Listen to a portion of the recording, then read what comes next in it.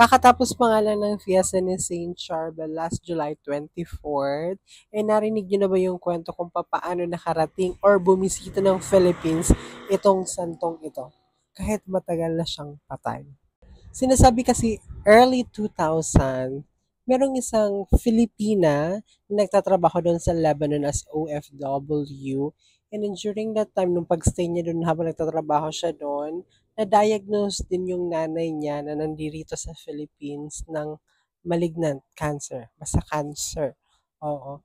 And then, ang problema niya is wala siyang pera, pampadoktor, at wala rin siyang pera, pamasahe pauwi ng Philippines. Pero inofera naman siya nung amo niya ng one-way ticket. Yun lang kasi yung kaya, yung afford for that time.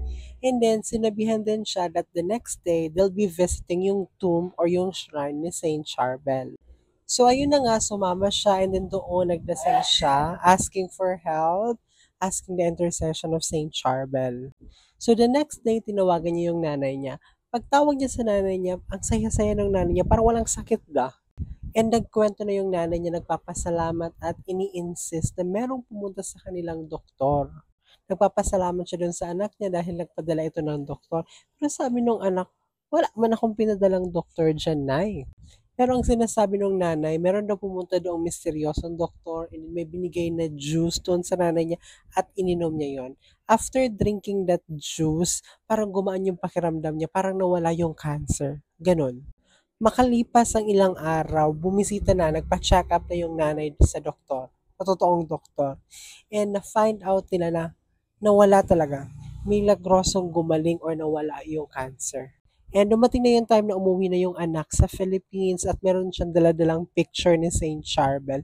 And nung makita yun ng nanay, nung OFW, napasabi siya na ayan yung misteryosong doktor na bumisita sa kanya.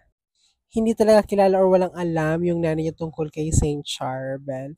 Pero dahil doon, nalaman nila na yung misteryosong doktor na bumisita at nagpagaling sa nanay niya is si Saint Charbel. Maraming ang mga himala, pagpapagaling ang attributed through the intercession of Saint Charbel. Kaya itinuturing siyang Padre Pio of Lebanon and Asia. Yun lang, share ko lang po.